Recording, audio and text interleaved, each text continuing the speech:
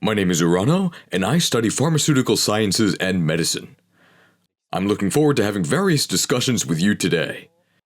Today we also have students from Toyo University, and I think this will be a great topic for a wider audience. I'm basically a chemist. My field is chemistry. But in today's presentation, I'll barely be talking about chemistry at all. As you can see from the title, we're going to talk about creating future precision medicine. You probably hear future and precision and think, well, that sounds nice.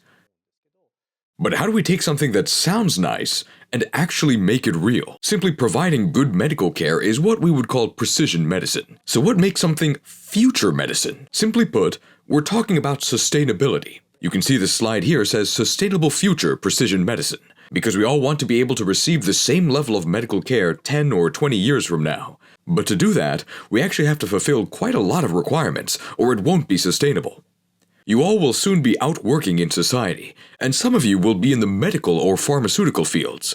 So today I'd like to talk to you all as working people, or as people working in such fields, about what you should be aware of when it comes to sustainable medical care, whether it be things specific to Japan or that may apply worldwide. I hope you will all engage in discussion on this topic. We believe that one way to do this is through chemistry. I myself study chemistry because I like it, but looking 10 or 20 years ahead, chemistry-based medicine will be absolutely essential.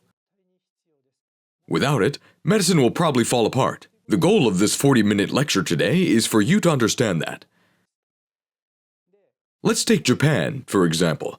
I'm sure you all know that cancer is the leading cause of death in Japan. And it's actually been the leading cause since 1981. You can see the mortality rate has kept climbing, skyrocketing up.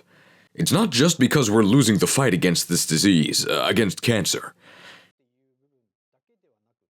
It's also because many people no longer die from many other diseases. We've gotten so good at treating many other diseases that people ultimately end up dying from cancer instead. That's what this graph shows. This data is a bit old, from 2019, but now we have data from 2023. And in 2023, malignant neoplasms, tumors, were still the leading cause of death. But dying of old age, which was rising quickly here as a cause of death, 5 years later has gotten to be up around here. What this says is that most of us won't die from disease, but of old age, which is a natural outcome of simply living on this planet. Since we live using oxygen, oxidation is unavoidable. We will be oxidized, and as we do, we inevitably age. The future that we want is for this kind of old age to rise to the top and for cancer to go down. So why has cancer remained the leading cause for about 40 years, all the way since 1980? It's not that researchers have been sitting idly by. Some cancers are now becoming curable. So how do we extend the successes for these cancers to all cancers? That's a key question when we think about overcoming cancer in particular, and something I want you to understand today. One key point here is that cancer is extremely common. Every year in Japan, there are about 1 million new cancer patients. And that's only counting those who are officially diagnosed. Almost all of us have cancer cells in our bodies. Even in just a single day, each of you will form 100 or even 1,000 cancer cells inside your body. This makes sense. On Earth, we're hit by tons of UV rays, and even things like cosmic rays and gamma rays, so genetic mutations are bound to occur. If we call cells with those mutations, cells that go a bit rogue, cancer, then all of you form cancer cells every single day. But under normal circumstances, we have an immune system that purges those abnormal cells, gets rid of them for us, which is why they don't result in a cancer diagnosis. If it's just one or a few cells, the immune system can wipe them out. But as we age, our immune system weakens. If, during vulnerable moments, such as when our health dips, cancer cells start multiplying to a certain level, they start increasing rapidly. That's their nature. 1 becomes 2, 2 becomes 4, and so on, increasing all at once, until a certain point when the immune system can't hold them back anymore. These are the patients who are diagnosed with cancer. So I think you can think of cancer as a disease that you always live with, every single day of your life. Another key point is that there aren't clear reasons why it happens. Living on Earth, we get hit by cosmic rays, and this causes some cells somewhere to become cancerous. This means the nature of cancer, its root cause, actually differs from person to person. Throughout history, we've faced many difficult diseases. Tuberculosis is one example. It used to be a deadly disease. Back then it was a death sentence. So how did it become curable? Because TB is caused by one very simple, single pathogen. Once we created a medicine targeting that pathogen, we could overcome TB. But cancer develops for different reasons in every individual. Put simply, we'd have to give each patient a different medicine to overcome cancer. That's what makes cancer so difficult, and why the numbers keep rising. Every cancer has its own characteristics, what we call heterogeneity. We have to understand that cancers are all different from each other, and ask, how do we overcome cancer despite that? As I said earlier, the elderly will always develop cancer as they age. This is just inevitable. So it may sound blunt, but when an elderly person dies from cancer, we can understand it, in a sense, as part of aging. But the scary thing is that about 30% of cases occur in working-age people, people who are still at the age where they have young children. And that happens actually quite often. Those are the people we need to work hard to save. And today I'd like you to think about how we could save them. From here, I'll be bringing in some chemistry. As I said earlier, I'll be talking about chemistry in a pretty casual way today. If there are any chemists here who want to learn more of the details, come see me in the Faculty of Pharmaceutical Sciences or Medicine, and I'll explain anytime, and try to bear with me through this lecture. So what exactly is different between normal cells and cancer cells? Let's say, like you can see here, cells that have become cancerous were red, and normal cells were blue. Then you could just look at a person's body and spot them immediately. For cancer, we have the big three therapies: surgery, radiation, and medication. If the cancer were red, we would be able to perform accurate surgeries just by removing the red parts, the cancer. But this is not the reality. Both cancer cells and normal cells are completely transparent. You can't tell anything just by looking at them. But as I said earlier, genetic mutations will have occurred inside cancer cells. Maybe not always, but in most cases, there has been genetic mutation. And what happens when the gene mutates? Following the central dogma, abnormal proteins get produced. If these appear as surface antigens, and if these are, for instance, growth factor receptors, the cell starts oversensing growth factors from outside the cell and begins to multiply rapidly. Or if there is a mutation in a specific enzyme called a kinase, the cells will also start multiplying rapidly. So the hallmark of cancer cells is that these things occur, and that there are these strange proteins. But these proteins are also completely translucent and can't be seen at a glance. So during surgery, surgeons operate with absolutely no way to see where the cancer is. Obviously, that means some cancer cells are almost guaranteed to be left behind. This causes issues such as recurrence. But what we can do nowadays is to check whether the removed tissue actually contains cancer cells, with next-generation sequencers, or by checking surface antigens using flow cytometry. We can identify where the cancer cells are. So precise diagnostics for determining whether cancer cells are present are commonplace today, but we can only use the next-generation sequencer, or flow cytometry, once the tissue has already been removed. Surgery is a technique that requires knowing what to remove. While these tools allow for very precise diagnostics, we can't use them to locate cancer during surgery. So we need a way to label only cancer cells, for example, by making just the cancer cells red. We had to think about how we could tag them. One such approach that has emerged globally, and is something we're working on as well, is fluorescence-guided surgery. Simply put, it's a method that makes only cancer cells fluoresce.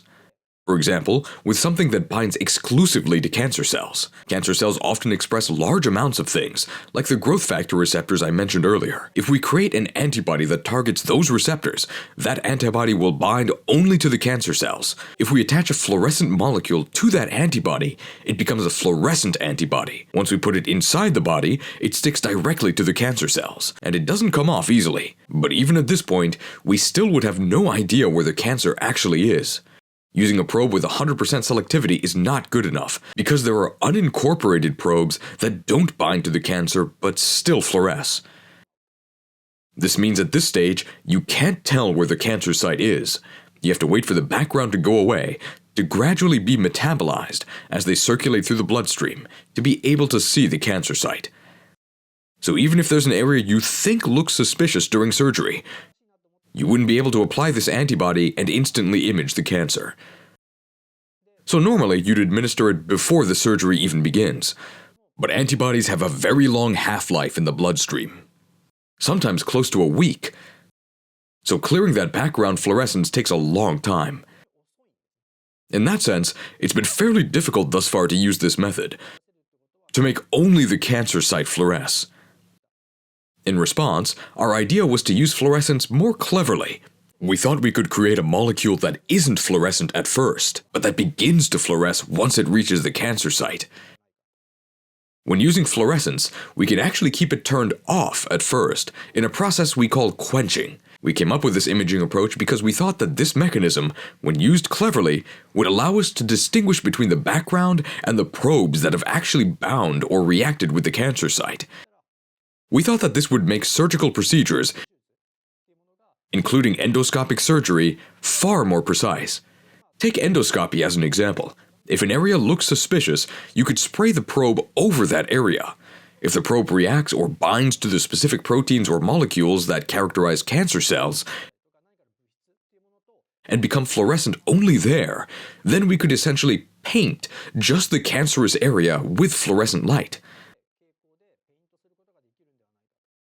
If this happens quickly enough, you could spray it during an endoscopy or during a surgical procedure and remove only the parts that light up.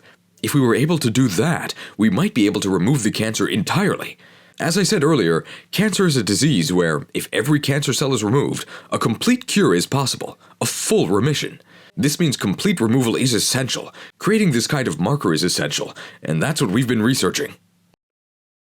Without getting into the details, we've been looking into whether we could use something called enzymes as biomarkers to make chemistry-based probes, and we've developed many such probes that have targeted enzymes. To sum it up simply in comic format, let's say there's a probe that reacts with an enzyme and is fluorescent or colored from the start, and that fluoresces or becomes colored when it reacts with the enzyme. Even if this reaction only occurs inside of the cancer cells, even if there are these cancer cells here in the form of these star symbols, spraying the probe over the area will obviously get color on everything, making it very difficult to differentiate the areas with cancer and without. In response, we wanted to make a probe that isn't fluorescent at first, but that becomes fluorescent when it reacts, for instance with an enzyme. The idea is that spraying that would allow us to see where the cancer site is. We developed these probes based on the belief that it would allow us to detect even a 1 mm or sub-millimeter cancer. This is a very technical point, but the key thing when creating these probes is making sure the fluorescence is turned down properly at first. Turn it down properly. Then when the probe reacts with something found in cancer cells, like a specific enzyme, it switches back on, and cancer imaging becomes possible when the fluorescence comes back on. 100 times or even 1,000 times brighter than it was originally. That's the benchmark we have in mind, and it's probably correct. One probe we worked on targets GGT, which relates with a glutamic acid. Glutamic acid, the umami amino acid, exists in large amounts in our bodies, both freely as glutamic acid and as an amino acid that is a part of proteins. Glutamic acid is attached at the N-terminus of a protein, the NH2 end. The role of the enzyme GGT, or gamma-glutamyl transferase, is to hydrolyze the bond here, hydrolyze the amide bond, and split it into NH2 and COOOH. This enzyme actually has many roles in the body, and for a long time, studies have reported that cancer cells tend to show increased expressions of GGT, so we thought we could make a probe that isn't fluorescent at first, when there is glutamic acid attached, but becomes fluorescent when that glutamic acid is cleaved off. And that's how we made this. There's actually some pretty advanced chemistry behind this, called spirocyclization, but explaining that would take all day, so I'll skip the details, and just ask you to trust me. The probe doesn't light up when there's glutamic acid attached, but lights up when it's cleaved off. The slightly odd chemistry here is what makes it happen. Usual rhodamines has a carboxylic acid group, but if you just change that into an alcohol, a really interesting effect occurs. Usually these dyes glow at almost any pH, But with this modification, the color and fluorescence switch off once the pH goes above about 9. This is pure chemistry and is driven by something called spirocyclization. When we use that mechanism cleverly, the probe with its amide bond has no color and no fluorescence at pH 7.4. Use this cleverly, and you can make it so that it doesn't fluoresce when there's glutamic acid attached, and begins to fluoresce when that bond is hydrolyzed. In other words, it shifts from this to this, and becomes fluorescent because of this change. Here we have a solution at pH 7.4. You can see there's almost no fluorescence. Now we add just a little bit of GGT, the enzyme, to the solution. This video shows what happens in real time if you add just a little bit. As soon as it's mixed in, the fluorescence shoots up. The reaction kicks in immediately. This product begins to form, and we get this green fluorescence. So in cells that have a lot of GGT enzymes, you'll see this green fluorescence, but in cells with little GGT, you won't see it, which means we can quickly tell whether GGT activity is high or low in specific areas. From here, there will be a few videos that are a bit graphic. We're in the medical field, so this stuff is unavoidable. But if you're someone who faints at the sight of blood, or can't handle anything graphic, you may want to look away for a while. I'll let you know when it's safe to look again. Ready? Here we go. What you're seeing here is the inside of a mouse's abdomen. I'll play the video in a bit. This is a mouse model of cancer metastasis, in which there are many small metastatic cancers in the abdomen of this mouse. This is a mouse model, but almost the same thing happens in human ovarian cancer as well. Human ovarian cancer, unfortunately, is known for having a poor prognosis. This is because, it being ovarian cancer, it starts in the ovaries, and tumors in the ovary usually don't cause much discomfort at first. So people don't really feel sick, even as the cancer keeps getting bigger, and they don't notice anything. Eventually, a piece of the cancer can break off from the ovary and spread into the abdomen. Then, as you'll see in a bit, these many small metastatic tumors start forming in areas like the mesentery. When a lot of tumors build up in the mesentery, you begin to get, to put it simply, ascites. Your belly starts to swell and become distended. When patients finally come to the hospital because of this distension, the cancer has already metastasized, and surgery is no longer an option. Their only choice is to undergo chemotherapy, enduring severe side effects along the way. Because there are many such cases, ovarian cancer is actually quite scary. In this model of peritoneal metastatic ovarian cancer, human ovarian cancer was simply injected into the abdomen of this mouse, and about 2 weeks later, all these tumors had metastasized, but it actually mimics the situation in human patients quite well. Now this video shows what happens when we spray the GGT probe I discussed earlier over this entire area. This is right after the abdomen was opened, so you can see the intestines moving around. This is actually the spray, the top of the spray, and the probe is sprayed all over here. This timer shows the time in seconds. For 10 to 20 seconds after it's sprayed, we don't see any green fluorescence. But after about 40 to 50 seconds, maybe a minute, we begin to see a lot of green dots appearing here in this area. Afterwards, if we lift up the intestines just like a surgeon would, we see many tiny tumors, each less than a millimeter, are fluorescing green, but that the intestines aren't lit in green. It lets us see which ones are the cancer cells with high GGT activity. That's what this technology does. This can be done in a minute or two. So what this video shows is that doing this during a surgery may allow surgeons to pick up on even the most minuscule of cancers and remove them all completely. The question is whether this can truly be used for cancer in real patients. I've been fortunate, as you heard earlier, to run a lab in the Faculty of Medicine, which has allowed me to conduct joint research with many surgeons. This is a joint research project with Kyushu University. This is actual human breast cancer. Tissue freshly removed during surgery and still warm. The surgeon thought the cancer was around this area and removed the specimen. We applied the probe from earlier to it, and a minute later, we're able to get this image. The probe has been sprayed on the whole area, but you can see after a minute that the green fluorescence appears quite strongly only here. After 3-5 minutes, the fluorescence gets stronger and stronger. This is because, as I said earlier, it's an enzyme. It doesn't just cleave off one glutamic acid and stop there. It keeps cleaving off the next one, and so on. So thanks to that enzyme, the fluorescence continues to get brighter and brighter.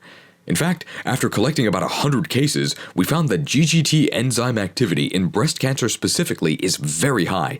In about 90% of patients, the GGT activity was much higher than in the surrounding tissue. We also tested this GGT in oral cancer, concretely tongue cancer, and on liver cancer and things like that, and those tumors lit up as well. What this means is that for these cancers specifically, we can detect even very small tumors with high confidence. But as we've done more joint research, we've also found that there are many cancers that don't show any increase in GGT activity. Of course, even with breast cancer, it isn't 100%. About 10% of cases don't show elevated activity, and that reflects what I mentioned earlier, that every cancer has different characteristics. A much smaller number of patients show elevated GGT activity for cancers like stomach cancer, esophageal cancer, or colon cancer, maybe 10 to 20% at most. The other 80 to 90% don't light up at all. You might be thinking, well then this method might not be that useful. But what we did was we asked a different question. We chose GGT and worked so hard to make this probe because reports showed elevated GGT enzyme activity in certain cancers. But then what enzyme is elevated in stomach cancer, for instance? If we could identify that enzyme and design a fluorescent probe for it, we should be able to image those cancers too. The problem is, there actually aren't many papers on this. Even when someone reports a certain enzyme being elevated, it's usually only about 1 or 2 specific cases. We thought about what we could do, with no information about enzyme activity, and the answer was that we're chemists. And the great thing about chemistry is that we can design lots of molecules. We were able to make the probe from earlier that lights up when glutamic acid is cleaved off or hydrolyzed, because we were able to analyze and elucidate that special rhodamine chemistry. But this part here doesn't actually have to be glutamic acid, so if you add an amino acid, P1, like this, every one of these will be a probe that starts out dark. And if we attach another amino acid, P2, in sequence like this, in our bodies there are aminopeptidases which recognize just the N-terminal amino acid and hydrolyze it, and dipeptidyl peptidases which recognize 2 residues at once from the terminus and hydrolyze them together. So the idea was to make as many of these kinds of probes with these amino acids as P1 and these as P2 as possible. There are 20 amino acids, or around 20 naturally occurring common amino acids. So if we connect 2 of them together, that's 20 squared, or 400 possible pairs. By making around 400 of these, we could essentially cover the activity of almost all aminopeptidases and dipeptidyl peptidases. So we made them all. The amazing thing is that these were all made by a single student. I know that probably makes it sound like my lab forces this brutal lifestyle. But I'd like to believe that isn't true. I actually spoke to him about making 30 or 40 of them, and I thought even that would be a lot of work. After assigning this, though, I noticed he stopped coming to these discussions. After about 6 months, he showed up with these thick notebooks and said, "I'm done." So I said, Good, which ones did you make?" And he told me, really proudly, "I made 400, which honestly stunned even me. 400 in 6 months is a bit unbelievable. Sure, he was able to use an automated synthesizer for the amino acids, which helped, but he still made all 400 all on his own. As for what we could do with this, we could bring this library of probes into, say, a lab in the Faculty of Medicine, where they have lots of clinical specimens. We could take these clinical specimens and apply each probe one by one and begin looking for ones that light up for cancer but not for regular cells. Then that's already a strong candidate for a diagnostic probe. Then we can try to figure out which peptidase is turning the off probe into a fluorescent one, and in doing so, identify the biomarker enzyme in a kind of reverse screening approach. For instance, this one has sugar attached here. And we can vary that sugar in many ways. This set was made by Dr. Fujita, an assistant professor in medicine, but if you make something like this is an example of breast cancer. The left side is normal tissue, and the right side is the tumor, the cancer. These are probes number 1, 2, 3, and so on. We apply all 12 of these probes onto the samples. You can see that first, of course, nothing lights up, but over time, the fluorescence rises, as you can see in this grayscale readout. Probes number 1, 2, 5, 11, and 12 light up strongly on the cancer side and stay fairly dim on the normal side. This means these probes give very good contrast. We see, for example, that probe number 1 has a beta-linked glucose attached. Looking across the set, the one that performed best was this mannose. For some reason, and we don't know why yet, we figured out that it lights up in cancer tissue, but not so much in normal tissue. So then we wanted to figure out what enzyme is cleaving off this mannose. But simply, we run it through electrophoresis using 2D gel, apply the probe, and look for the spots that light up. This is where the enzymes are. We extract the proteins from these spots and analyze them by mass spectrometry to get the sequences. Then we check databases to see which protein matches that sequence, and that tells us the responsible enzyme. Using that method, we identified something called mannosidase 2C1 as the likely target. Once we know that, we can then do something called immunostaining, and we start to see that MAN2C1 is low in normal tissue or fat tissue, and that it is strongly elevated in both non-invasive and invasive cancers. For example, if we apply this mannose probe to a specimen, where cancer cells and normal cells are mixed, some areas light up while others stay dark. If we do histopathological staining on the areas that light up, we can confirm that it is indeed cancer, and if we take some of the dark areas, we can confirm that there is no cancer there. Using this during surgery, we can now check whether any cancer still remains in the body. This is a sort of illustration of what our lab does.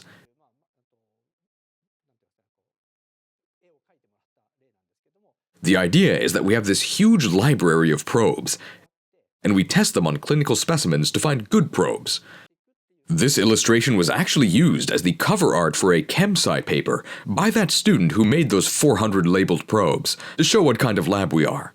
In this way, we can use chemistry to directly light up specific cancers, like breast, brain, esophageal, and prostate cancers, and develop probes that light up only those tumors. For esophageal cancer in particular, we found that about 85% of patients show elevated DPP4 enzyme activity.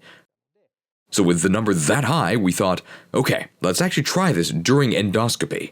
We completed the non-clinical studies, the toxicity studies, and began applying the probe inside of real patients. This is called a first-in-human trial. But that phase is finished, and we're now in the phase 2 trial. This isn't a video, just still images, but you apply the probe, and under fluorescence endoscopy, you can see the cancer sites glowing clearly. If we can identify these areas accurately, for instance, we should be able to remove them precisely during endoscopy. We can see how this would enable better surgery in the form of fluorescence-guided surgery.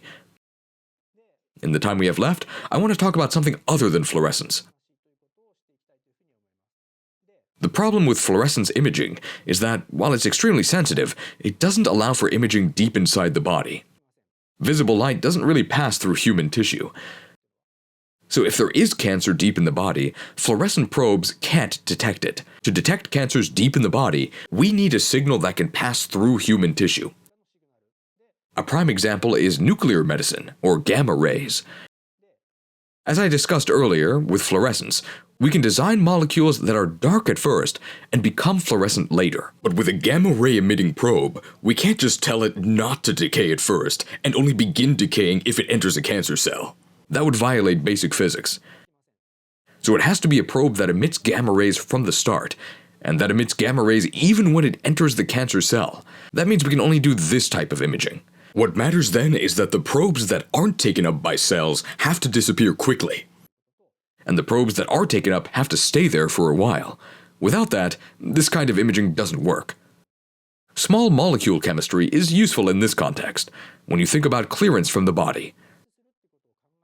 For example, I'm sure there are some of you today who had way too much to drink last night.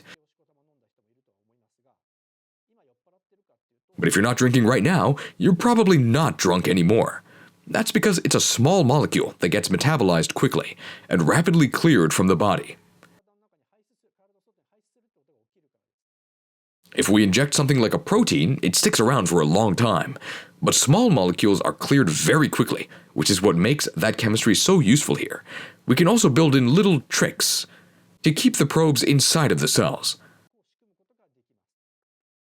Let me show you an example with this very simple substance.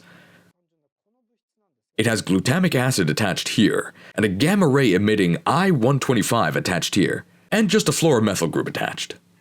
When this part is hydrolyzed, the fluorine leaves, and the molecule sticks to the inside of the cell. Put simply, it forms adducts that react easily with things like cysteine, thus binding with proteins in the cell and becoming trapped inside the cell. When we use this kind of probe, it becomes trapped in cells with high GGT activity, and in low activity cells, it enters but is then cleared out. So in the end, we find that high GGT cells show very strong accumulation of radioactivity, while low GGT cells show almost none. Here's an example in a mouse cancer model. The same as before, ovarian cancer seated in the peritoneal cavity. And when we inject the probe, the top one is the mouse with cancer, and the bottom one is a normal mouse. The moment you inject it, of course, you can see all of the probe. But after 3, 6, 12 hours, if there's no cancer, there's nothing to trap it. So it's cleared out rapidly through urine and feces, with barely anything left at 24 hours. If there is cancer, however, the probe will stay in the cell due to GGT activity, and will remain there even after 6, 12, or 24 hours. If we look at the 24-hour images, the mouse with peritoneal seeding looks like this. We can see lots of gamma rays in the peritoneal cavity, and can see that peritoneal seeding is definitely present. In the normal mouse, you don't see any such thing in the peritoneal cavity. These two dots you can kind of see are actually the kidneys. We know that kidneys as an organ naturally have high GGT activity, so when you inject a probe, some of it will stay in the kidneys, but none of it stays in the peritoneal cavity, so we can tell there's no cancer present. We can see these gamma rays without cutting open the stomach, using technologies like PET or SPECT, meaning we can use enzyme activity to see into the body. Lastly, when surgery or other treatments aren't an option, we turn, as I mentioned earlier, to chemotherapy. We make medicine. Typical anti-cancer agents, cisplatin being a well-known one, are, simply put, extremely toxic substances. When we give these drugs to patients and they reach cancer cells, they will kill them. But many of them also reach normal cells, causing them to die, or be damaged and producing severe side effects. Because of these issues, I think we all see cancer treatment as essentially a battle against side effects, and a very harsh battle at that. But recently we've begun to see newer approaches, like molecularly targeted drugs, antibody therapeutics, immunotherapy, and CAR-T. These work selectively on proteins newly produced in cancer cells, or other cancer-specific properties, in the way I mentioned earlier. So if they're a good match, they can be highly effective, with very few side effects. These kinds of dream treatments are becoming a reality, and for a bit it seemed like we were on the cusp of overcoming cancer entirely. But where do we actually stand right now? The truth is, if you take 100 cancer patients, only about 15% will have a treatment like this available to them. For the other 85%, there simply isn't such a drug yet. So 85% of patients still have to rely on treatments known to cause serious side effects, because there's no other option. So why can't we develop these drugs despite all of these discoveries? You could say it's because we medical chemists aren't good enough, but the truth is, it's very, very difficult. For example, if the target is a surface antigen, sure, we can make antibodies, but a lot of cancers don't reliably present those surface antigens, and blocking those antigens, in a lot of cases, doesn't actually kill the cancer. We can design small molecule drugs against intracellular targets like kinase mutations.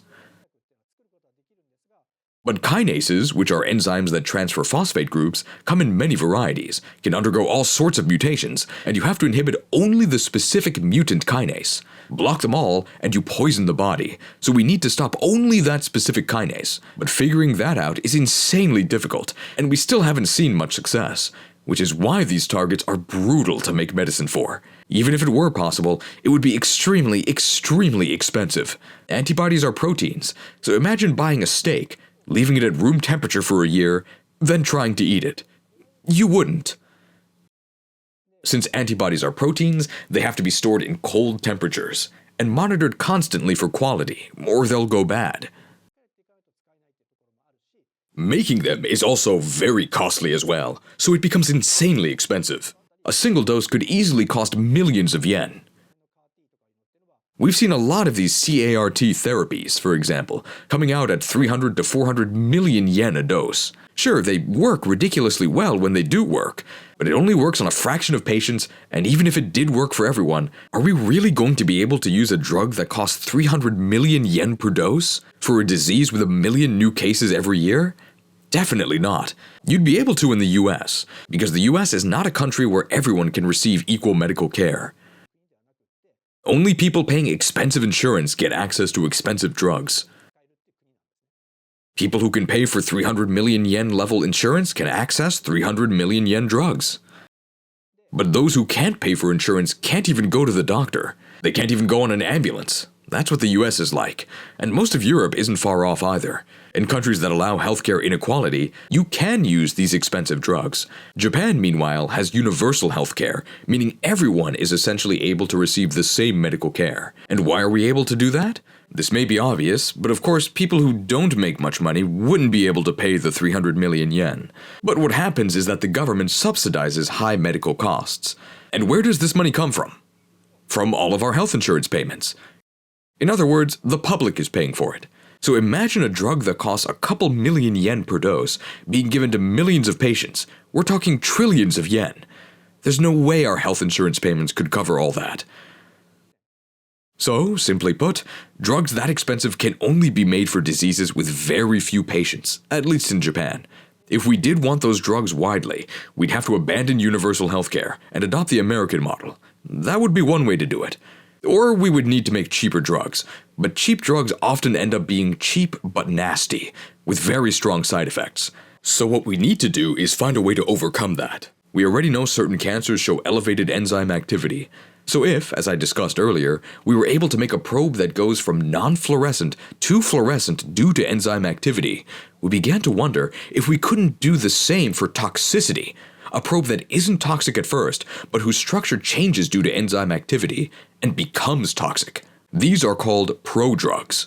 Using this strategy for advanced cancers and many other cancer patients, we can do this. Screen the cancer for enzyme activity using a fluorescent probe. Find out which enzyme activity is elevated in that patient's cancer cells. Then make a prodrug for that enzyme. Here's just one example. This substance is known to be extremely toxic, but when we attach this sugar called N-acetylglucosamine, its toxicity basically disappears. We already know that an enzyme that hydrolyzes this sugar, N-acetylglucosamine, is elevated in lung cancer, certain breast cancers, and others. So, under the same principle as the fluorescent probe earlier, the drug, when administered, stays in its inactive, non-toxic form in healthy tissue, but once it reaches the tumor, this reaction occurs, and the toxic substance is produced in this way only within cancer cells. We thought we could achieve that. There is an existing drug, irinotecan, which uses the same toxic substance, but in that drug, this part is an ester. Ester-cleaving enzyme activity exists throughout the entire body, all over the liver, the intestines, and in other places.